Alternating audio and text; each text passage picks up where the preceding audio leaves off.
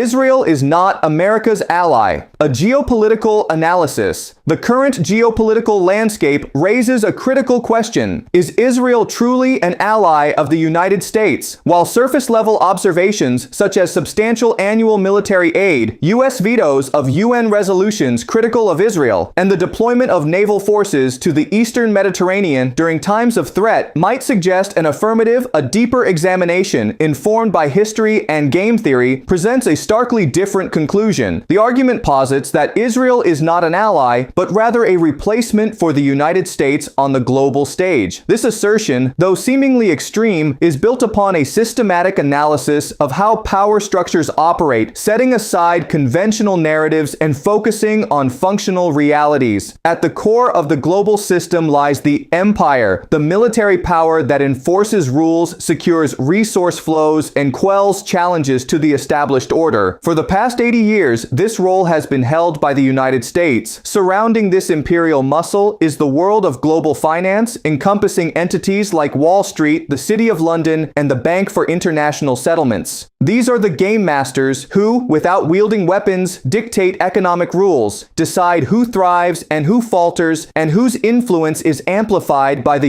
US dollar's structural power. Beneath them, institutions like the United Nations, World Trade Organization, and International Monetary Fund serve as masks, projecting an image of fairness and legitimacy over the raw power of the empire and the subtle control of finance, all cloaked in diplomatic language and procedural niceties. The vested interests of major players within this system, large banks, defense, contractors, intelligence agencies, and enduring family networks, lie not in improving the world, but in preserving the existing, stable order from which they benefit. However, a significant problem has emerged. The empire's muscle, the United States, is visibly weakening, making the entire structure vulnerable. This predicament compels those who truly manage the system, the financial elites, to confront an urgent question: who will replace America? This scenario is not unprecedented. History reveals a recurring pattern, termed the mercenary pattern. As great empires age, they become hesitant to engage in direct, brutal actions, preferring to project an image of civilization and lawfulness. Consequently, they outsource violence, hiring mercenaries, local fighters, or allied militias to perform coercive tasks. The fascinating historical trajectory, however, is that these mercenaries often turn on their masters. The Romans, initially mercenaries for the Etruscans, eventually overthrew them. Similarly, the Mongols, serving Chinese dynasties, later conquered China. The Aztecs, starting as mercenaries for the Toltec people, ultimately supplanted them. In each instance, the hardened, determined mercenary supplants the decaying empire they once served. Applying this historical lens to Israel, its creation in 1948, orchestrated by British and American strategic planners, was intended to establish a reliable proxy in the Middle East. Positioned as a pit bull or an unsinkable aircraft carrier, Israel was meant to fight wars, destabilize hostile regimes, and absorb international criticism, allowing America to maintain a clean image.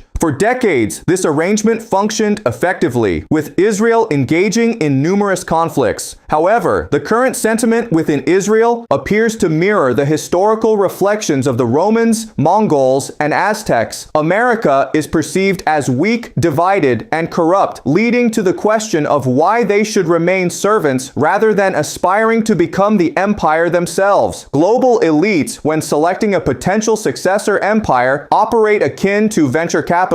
They seek not the most established entity, but one that is entirely committed, exhibiting traits of unwavering determination and a do-or-die mentality. This approach involves evaluating potential successors based on three key criteria: unity of purpose and public support for the mission, capacity encompassing technological, intellectual, and logistical wherewithal, and determination, including a willingness to endure significant sacrifices and undertake unnecessary, even brutal actions. Examining the United States through these lenses reveals significant shortcomings. On unity, current polling indicates deep divisions regarding military action, with a substantial portion of the population either opposing it or indifferent. Regarding capacity, despite unparalleled military spending, the U.S. faces vulnerabilities with relatively inexpensive drones capable of destroying costly helicopters and advanced aircraft carriers forced to withdraw due to threats. The F-35 fighter, a product of decades of development, has been challenged by sophisticated air defenses, suggesting inefficiency and waste rather than true capacity. On determination, the Pentagon's apparent reluctance to report soldier deaths and a contemporary aversion to casualties, starkly contrasting with the resolve displayed in past conflicts, points to a lack of the unwavering will required for imperial dominance. In contrast, Israel demonstrates remarkable strength across these three criteria. Its population exhibits strong unity, with a high percentage supporting military operations and perceiving current conflicts as existential. This national will is a foundational element for imperial aspirations. Israel's determination is evident in its willingness to undertake extreme measures, even facing international condemnation and accusations of war crimes, without its public or political leadership wavering. In terms of capacity, the meticulous and long-term planning involved in operations like the Lebanon pager attack, which cost hundreds of millions but crippled a key proxy, highlights a strategic sophistication that surpasses the costly and often ineffective deployments of the United States. Therefore, from a purely rational, elite investor's perspective, the choice of a successor empire would logically lean towards Israel. Further complicating the geopolitical equation is the concept of Greater Israel, an ambition based on a scriptural interpretation claiming divine entitlement to a vast territory spanning from the Nile to the Euphrates. Intriguingly, Iran falls outside this envisioned domain. This raises a pertinent question. If Iran is not integral to Greater Israel, why the persistent drive for conflict with it? The answer, it is argued, lies not in Iran being the primary obstacle, but rather America. The United States currently controls key strategic assets in the Middle East, including military bases and vital shipping routes, which lie precisely within the territory claimed by the Greater Israel Project. The implied strategy, therefore, is to utilize the conflict with Iran as a means to exhaust the American empire. By inducing a prolonged, costly, and unwinnable war, America would be forced to expend its resources and ultimately withdraw from the region, creating a vacuum that Israel could then fill. This is not a conspiracy theory, but an application of game theory to historical patterns of imperial transition. The notion that Iran and Israel are bitter enemies, posing a barrier to Israel's rise, is challenged by the law of mutual respect among the strong. Historically, powerful entities tend to find common ground and cooperate against weaker ones rather than engaging in mutually destructive conflicts. As America weakens and Iran demonstrates its strength, alliances are likely to shift. Once America withdraws, Iran and Israel will emerge as the dominant military powers in the Middle East, compelled by geopolitical realities to forge an understanding and divide regional influence. Moreover, the ongoing conflict intended to weaken Iran has paradoxically enriched it. U.S. fears of oil price spikes have led to the quiet allowance of Iranian oil re-entry into global markets, generating substantial revenue far exceeding Iran's annual military budget. Furthermore, Iran's strategic integration into major trade networks like the North-South Transport Corridor and China's Belt and Road Initiative positions it as a crucial hub for Eurasian trade. This economic strengthening means Iran emerges from the conflict more resilient and less inclined to compromise, creating a strategic paradox for the United States. The more it fights, the more it empowers its adversary and accelerates its own decline. The emerging post-American Middle East is envisioned as Pax Judea, an Israeli-centric order characterized by several pillars. First, control over Middle Eastern resources, including significant oil and gas reserves, coupled with Israel's advantageous geographical position at the crossroads of three continents grants it unparalleled strategic leverage. Second, the India-Middle East-Europe corridor, a vital trade artery, will run through Israeli territory, placing it at the center of global commerce. Third, dominance in data and artificial intelligence, leveraging Israel's technological sector and intelligence infrastructure, will provide control over populations through surveillance and AI. Fourth, intelligence superiority, exemplified by Israel's unique security record against groups like ISIS, suggests a level of strategic acumen unmatched in the region. Thus, Pax Judea signifies control over trade, energy, data, and intelligence, marking the transition after the American withdrawal. The implications for the United States are profound and painful. Trillions of dollars are being spent, lives are lost or irrevocably altered, and domestic infrastructure, education, and healthcare are neglected, all while the primary beneficiary appears to be Israel. The pursuit of endless wars rather than outright victory serves the military-industrial complex by transferring taxpayer wealth to a transnational elite, while simultaneously accelerating American imperial decline and Israel's ascent. Every dollar spent on overseas conflicts is a dollar not invested in domestic renewal. The narrative of these wars being for American security or the promotion of democracy obscures a starker reality. They are the final chapter of the American empire and the prelude to Pax Judea. In essence, the argument is threefold. The global elite requires a functioning imperial power, a role the U.S. can no longer fulfill effectively, prompting a search for a replacement. Israel has demonstrated the necessary unity, determination, and capacity to assume this role. Historical precedent, the mercenary pattern, suggests this transition is not only possible but probable, with Israel having served as America's historical proxy. The current conflict with Iran is framed as a mechanism to exhaust the U.S. and pave the way for Israeli regional hegemony. Finally, in the post-American Middle East, Israel and Iran will emerge as dominant powers, likely to find a modus vivendi and marginalize smaller Gulf states. This analysis is presented not as a prescriptive endorsement,